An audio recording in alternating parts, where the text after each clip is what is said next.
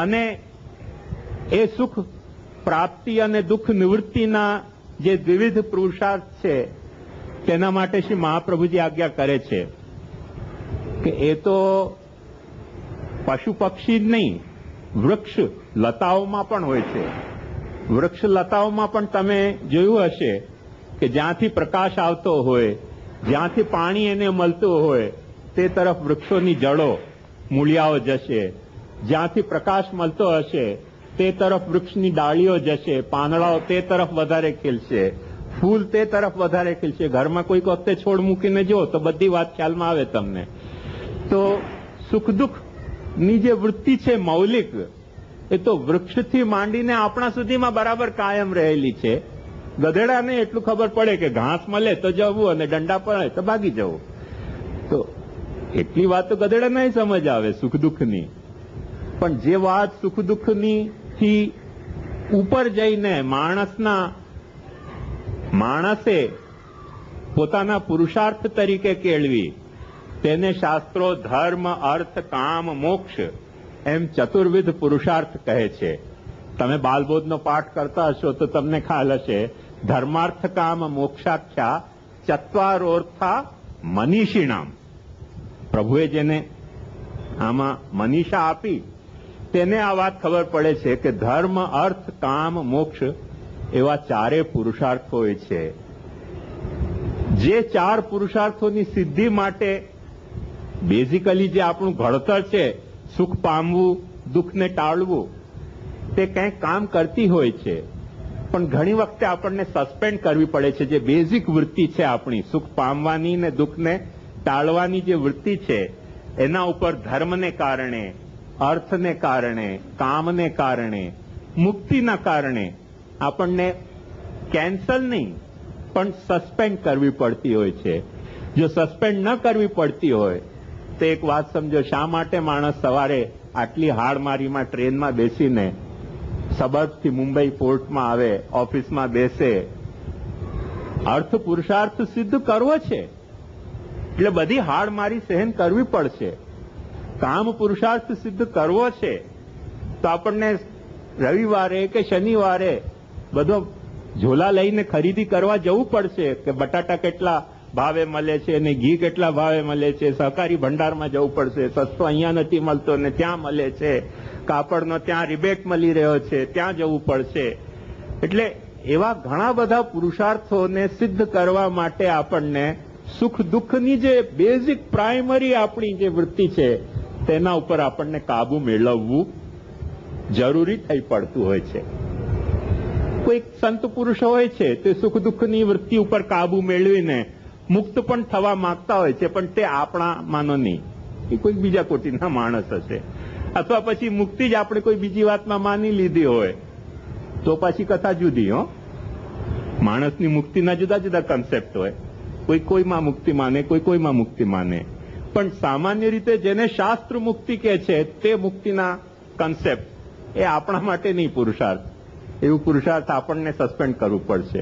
મહાદુઃખ થઈ જાય આપણને જે મુક્ત કોઈ કરી દે તો આ તબક્કે. પણ એ ચતુર્વિધ પુરુષાર્થથી ઉપર એક વાત સમજો.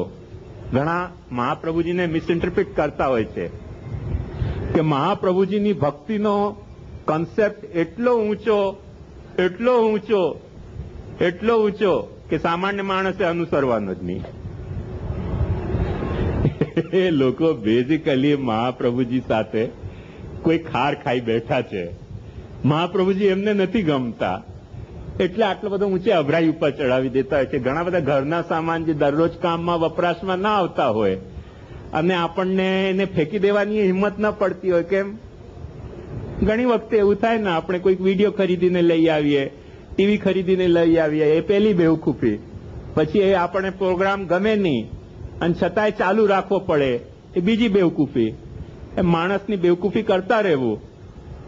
બેવકૂફી કરવો માણસનો એકાધિકાર નથી. ઘણા બધા જાનવરો બેવકૂફી કરતા હોય છે, પણ બેવકૂફી કર્યા પછી પણ બેવકૂફીને ચાલુ જ રાખવી એ કદાચ માણસનો એકાધિકાર હોય કે નહીં, પણ કંઈક મૌલિકતા તો ખરી. તો એવી ઘણી બધી બેવકૂફી આપણને કરવી પડતી હોય છે. એમ આપણે કોઈ ધર્મ કે કોઈ અર્થ કે કોઈ કામ કે પુરુષાર્થ કે ભક્તિ કે કોઈક સંપ્રદાય કે જે કઈ ધારણાઓ આપણે ભેગી કરી લીધી હોય કે ભાઈ બાપ દાદા કરતા હતા આવી રીતે, તેથી અમારે આવું કરવું તો પડશે જ. હવે નંદ મહોત્સવ કરવું તો પડશે જ, પણ હવે કેવી રીતે કરીએ? ઘરમાં તો કોઈ છે નહીં સાથ આપનારો. પછી પલના ઝુલાવીએ, બધાને ઊંઘમાં ડિસ્ટર્બન્સ થાય તો સવારે એટલું વહેલું જાગે કોણ? આ બધા ઘણા બધી પ્રોબ્લેમ થઈ જતી હોય છે. એટલે એ પ્રોબ્લેમનું સોલ્યુશન આપણે કેવી રીતે કાઢતા હોઈએ છીએ? ચાલુ ખાતામાં જ્યાં બધું દેખાતું હોય, નંદ મહોત્સવ થતા હોય, જેમ ઘરમાં રસોઈ રાંધવાની તકલીફ થતી હોય તો આપણે રેસ્ટોરન્ટમાં જઈએ કે નહીં રવિવારે શનિવારે?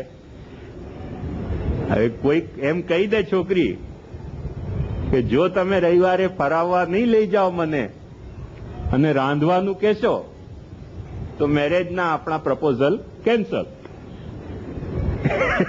એમ જો કોઈ આપણને કહી દે, ઠાકોરજી કોઈ દિવસે કહી દે એમ વિચારું કે જો તમે ઘરમાં નહીં નંદોત્સવ ઉજવો તો નંદોત્સવ કેન્સલ, તો આપણે કહેશું ના કોઈ ચિંતાની વાત નથી, વિડીયો આવી ગઈ છે હવે તો નંદોત્સવની, અમે વિડીયો જોઈ લઈશું.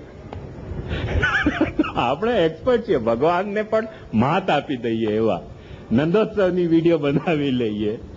એ તો આપણને સરકાર છૂટ નથી આપતી એક ચેનલ, બાકી એક ચેનલ જો આપણને આપે ને તો બીજા ધર્મોની વાત તો પછી. આપણો પુષ્ટિ માર્ગ ચેનલ વાઇઝ મંગલાથી શહેરના દર્શનનું એક ચેનલ ખોલી જ નાખે કે તમને ક્યાંય જવાની જરૂરત જ ના પડે. સ્વિચ ઓન કરો ને ઠાકોરજી યસર કરીને તૈયાર રહે કે બોલ બેટા મંગલાના કરવા છે મંગલાના, શૃંગારના કરવા છે શૃંગારના, રાજભોગના. અને દર્શનમાં તો પેલો ઝાપટીઓ ઝાપટ મારે, તમને પાસે ના આવવા દે. પણ આમાં તો પાછું વિડીયો ને એમાં તો એવા હોય ને, ઝૂમ હોય, એટલે ઠાકોરજીની પાસે મુખારવિંદ સુધી જવું હોય તો એ પાછા મુખિયા ભીતરિયા કે મહારાજનો જ એકાધિકાર નહીં. ઝૂમ લેન્સ તો એવો શક્તિશાળી પદાર્થ છે કે તમને તરત મુખારવિંદ સુધી પહોંચાડી દે, તમને દૂરબીન લગાડવાની જરૂરત ન પડે. તો આવા બધા ઉપાયો આજે ઉપલબ્ધ છે, જે પ્રાચીન કાળમાં ઉપલબ્ધ નહોતા નંદોત્સવના.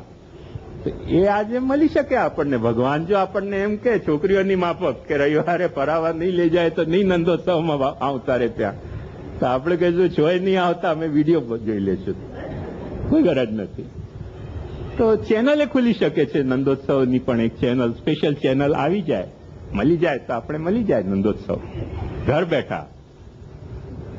નંદ ઘેર આનંદ ભયો, એમ દરેકના ઘર આનંદ ભયો, જે કન્હૈયા લાલ કી વિડીયો દીએ, ટેલિવિઝન દીએ.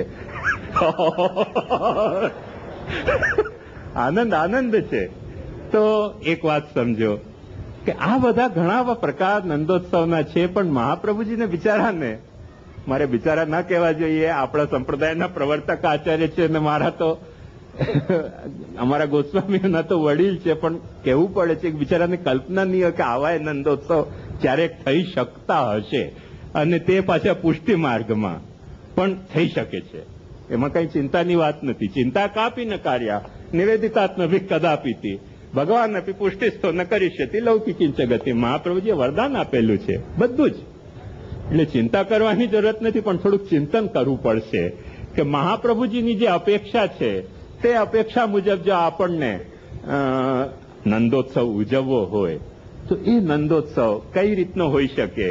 આવો ન હોઈ શકે સ્વિચ ઓન કરતા જ નંદોત્સવ ચાલુ થઈ જાય અને એમાં રિપ્લે એક્શન કરવું હોય તો રિપ્લે થાય, જેમ ક્રિકેટમાં થઈ શકે ને. કોઈ લેટ થઈ જાય, માણસ નાતો હોય, નાસ્તો કરતો હોય અને તે વખતે ન જોઈ શક્યો હોય તો એક્શન રિપ્લે કરીને જે નંદરાયજી પાછા ગયા હોય પાછા પધારી જાય, પાછા ઝોલાવવા માંડે પલના કે નંદ ઘેર આનંદ. ઘણી બધી ફેસિલિટી આજે અવેલેબલ છે અને એ ફેસિલિટીઓનો લાભ લઈને નંદોત્સવ ઉજવીશું તો એ ભક્તિનો નંદોત્સવ નહીં હોય. બીજો ઘણો બધો પ્રકારનો એમાં નંદોત્સવ થઈ શકે છે. જો ભક્તિનો નંદોત્સવ ઉજવવો હોય તો સૌથી પહેલી શરત ભક્તિની મહાપ્રભુજીની એ છે કે તમારા હૃદયમાં પ્રભુ પ્રત્યે પ્રભુના આનંદને માણવાનો ભાવ છે કે નહીં? પ્રભુના આનંદને, પ્રભુને ઝૂલવવાનો પાલનામાં તમારા હૃદયમાં ભાવ છે કે નહીં? કોઈક તમને એમ કે જગતના પિતાને તમે ઝૂલાવનાર કોણ? તો તમારા